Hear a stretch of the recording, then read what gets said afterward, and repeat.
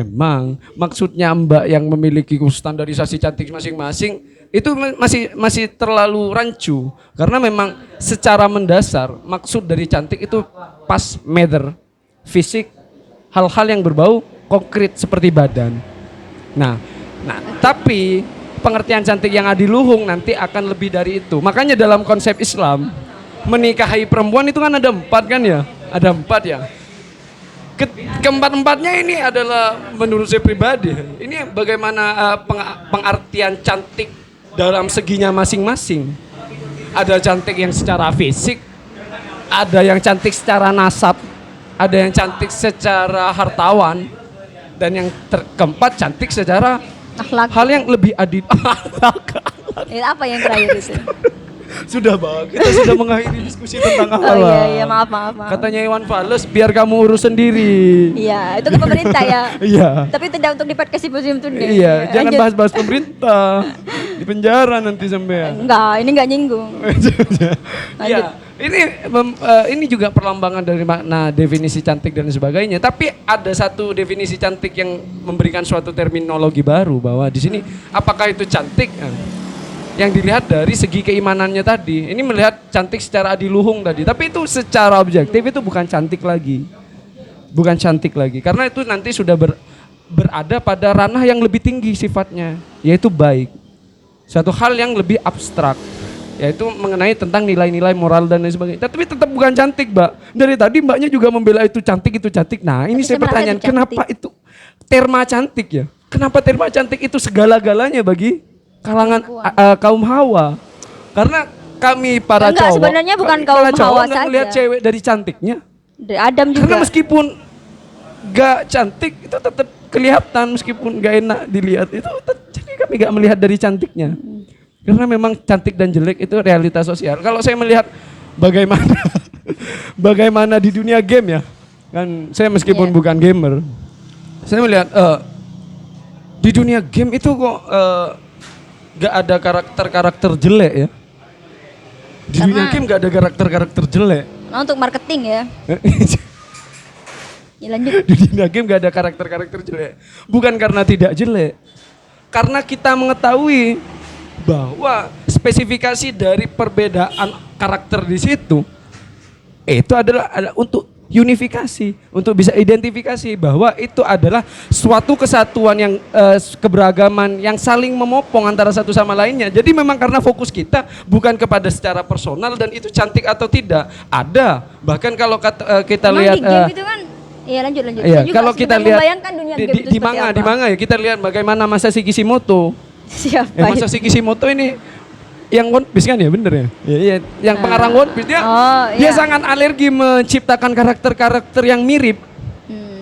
Dan itu menjadi suatu hal yang unik dan lebih dihargai daripada anime-anime lainnya.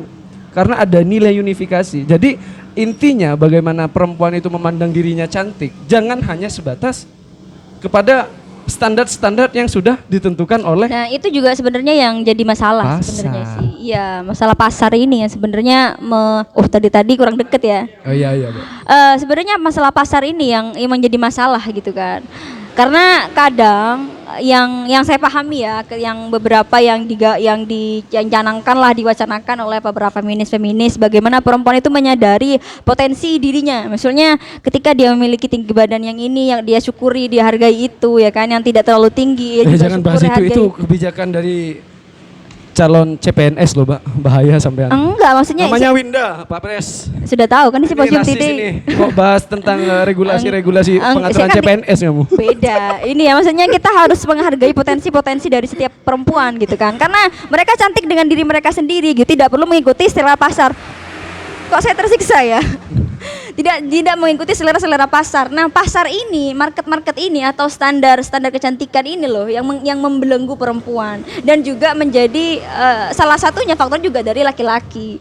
Karena kan standar ini yang laki-laki kayaknya laki-laki dari tadi. Iya.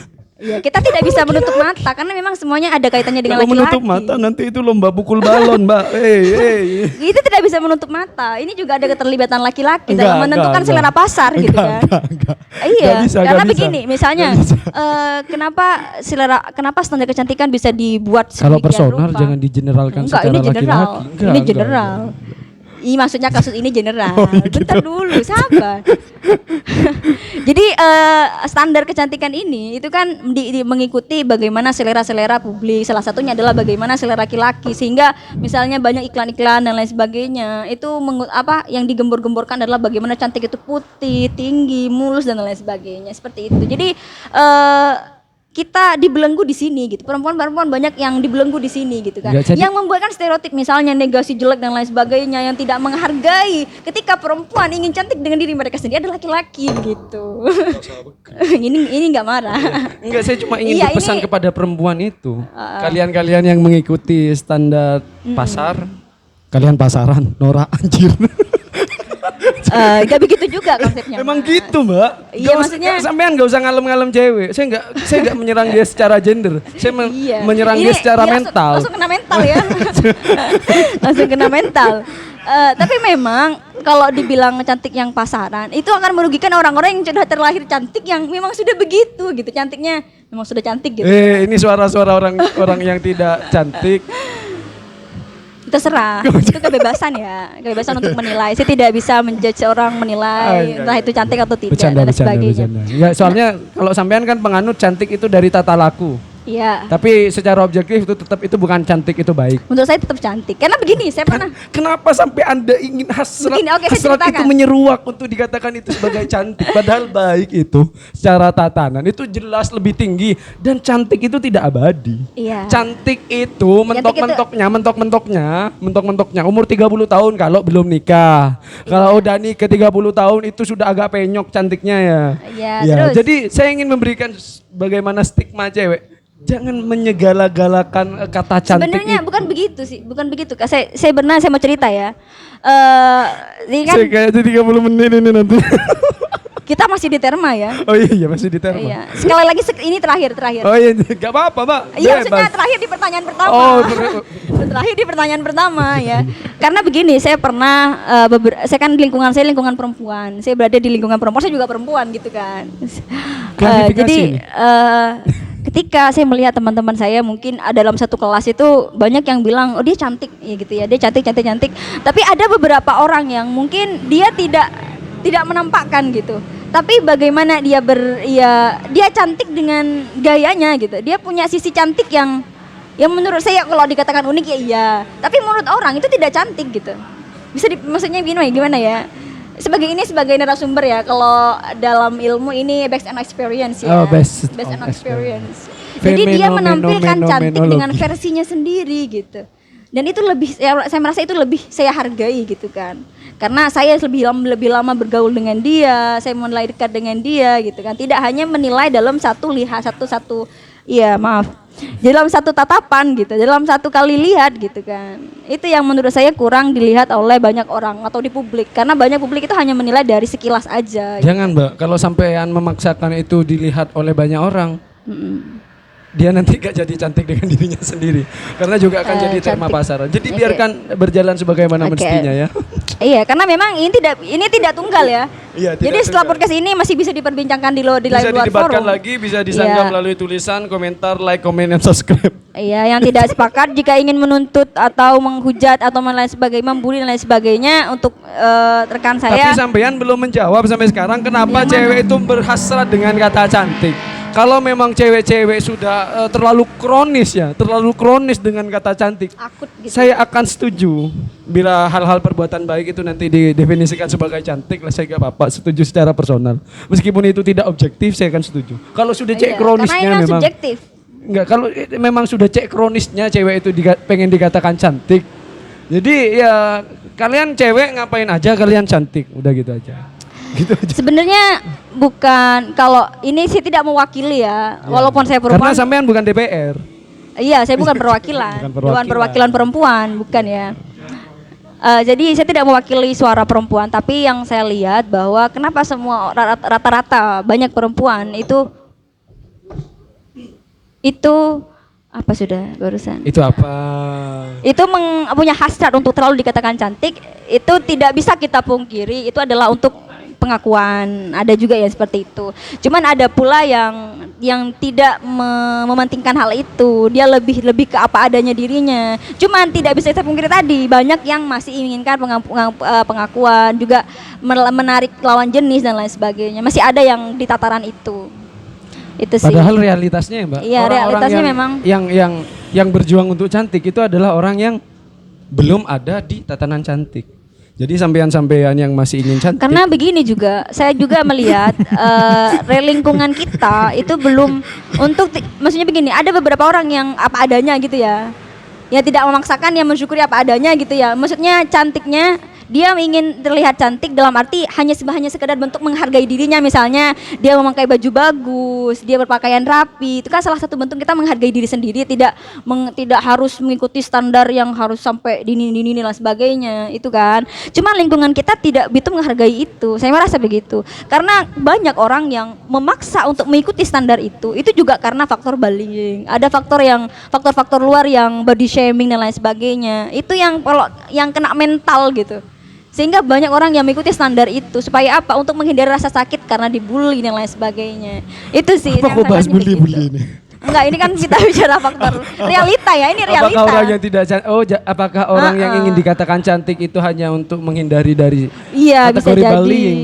Misalnya ada orang yang misalnya cantik itu secara fisik yang ideal itu kurus dan lain sebagainya. Sehingga orang yang Kok kurus? Misalnya, ini kan realita. Ini kita bicara kasuistik ini ya, bicara kasus yang realita di realitas Masalahnya sekitar cowok kita. banyak yang suka gemuk. Oh gitu ya? Iya, Mbak. Wah, sampean baru tahu ya. Kalau itu personal bu general ya? General. Karena pilihannya kurus atau gemuk? Gemuk. Gemuk atau seksi? gitu cowok. Misalnya ada orang yang perempuan yang ingin seksi gitu. Ingin seksi. Itu karena mereka sering dibully, oh kamu datar dan lain sebagainya, kamu kurus. Datar apanya, Mbak? Konspirasi bumi datar. Maksudnya lurus dan lain sebagainya. Oh, iya. Itu kan body shaming kan. Akhirnya mereka, oh kok ngerasa gak enak dan lain sebagainya. Akhirnya Saya takutnya mereka karena datar di Bali karena sebagai penganut bumi datar gitu. Kalau cuma hanya datar-datar saja ya memang datar karena hidup manusia itu datar-datar aja. Enggak, kalau datar mati dong. Mati kan. Berarti kita hidup ini memang harus naik turun gitu loh. Oh iya bisa. Ya kan? Nah, itu memang yang menjadi persoalan di lingkungan kita. Sehingga jangan selalu menyalahkan perempuan kenapa dia mempunyai hasrat untuk dikatakan cantik. Salah satunya juga karena ada faktor luar, baik dari perempuan, baik dari laki-laki yang menyudutkan gitu. Ya, sekarang bawa-bawa perempuan. Iya, karena memang persoalan sekarang yang banyak membody shaming itu tidak hanya laki-laki. Tapi sekarang ada cara sederhana untuk cantik loh, Mbak. Gimana tuh? Pakai masker. Oh, itu sebenarnya agak ngejek sih kalau menurut saya sih. Memang, Mbak, karena sekarang Covid. Pakai Iya, masker. maksudnya kalau dibilang cantik pakai masker berarti negasinya nggak pakai masker gitu, ya tidak cantik kayak gitu. Kakak itu kesimpulan sampean itu, bukan saya yang mengatakan wahai netizen. Karena iya. Masker kecantikan maksudnya, masa nggak paham? Oh, karena pakai itu masker kecantikan. Ini Mask namanya ya. satir, Mbak. Mask ya. Karena iya, saya nggak bisa masker, mask gitu biasanya. Sudah punya emas lah. Iya, masker. Oke, lanjut. Terus silakan, tadi yang ingin ditanyakan apa lagi untuk pertanyaan kedua? Jadi saya yang bertanya.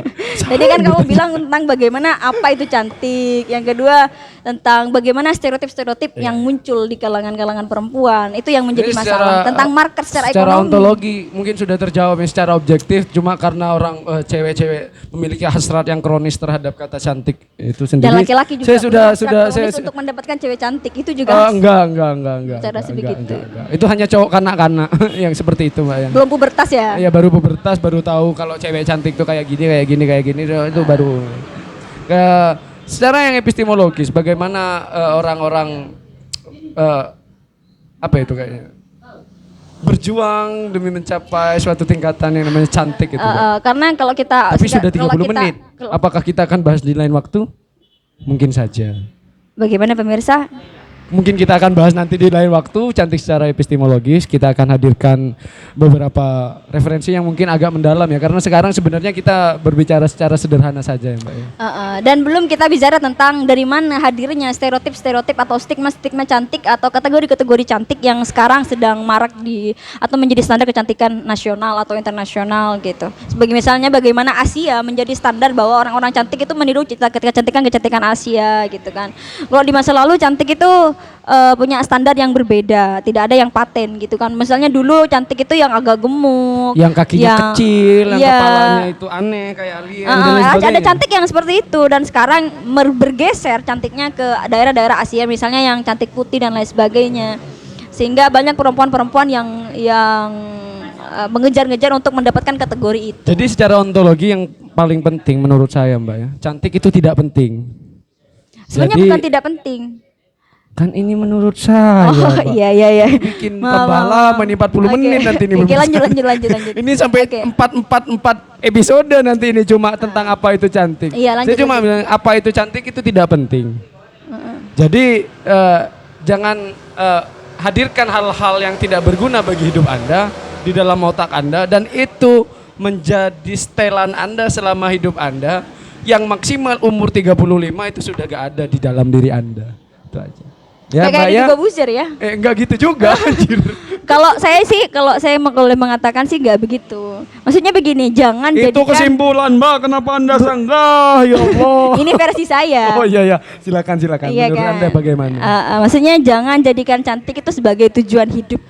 Karena itu maksudnya kita terlalu buang-buang waktu hanya untuk mengejar tujuan, kalau hanya untuk mengejar untuk dikatakan cantik gitu kan. Karena kita tidak akan pernah mencapai sesuatu yang final berkaitan dengan, maksudnya tidak bisa membuat orang semuanya merasakan bahwa atau menilai kita cantik gitu. Karena itu sesuatu yang tidak penting, terlalu berharga hidup kita jika hanya bertujuan untuk bisa dikatakan cantik. Lagi gitu pula ya? Mbak, nanti kalau sudah punya anaknya itu gak mungkin lari ke sekolah, hei ibuku cantik, gak mungkin. Paling yang disombongin ibuku masakannya enak, udah itu aja. Gak mungkin anak itu bilang, hei ibuku cantik, gak mungkin. Itu TK ya. Biasanya Iya, kalau TK. SMP, SMA baru yang seperti itu ya. Enggak juga. Iya. Tahu Oke. kalau teman-teman sampean bangsatnya, oke mungkin sekian. Mungkin pemirsa itu kita bicara secara sederhana. Untuk selanjutnya bagaimana secara lebih mendalam, bagaimana stereotip itu muncul dan bagaimana pengaruh secara sosial, secara ekonomi, dan di aspek-aspek lainnya kita akan bahas di lain waktu. Dan jangan lupa untuk tetap stay tune terus di Symposium Today, dan jangan lupa juga untuk like, comment, subscribe, dan share jika dirasa bermanfaat, dan juga jangan lupa untuk nyalain tombol loncengnya untuk terus update video terbaru dari Symposium Today. Dan mungkin itu saja dari saya dan Kak Banu. Apabila ada salah kata, bullying dan lain sebagainya, sebenarnya itu tidak kami sadari. Khususnya untuk Bapak pemerintah, baik daerah sampai nasional. Iya. Kami tidak bermaksud menyinggung. Untuk perempuan-perempuan yang merasa sedikit kena mental dan lain sebagainya, kami mohon maaf.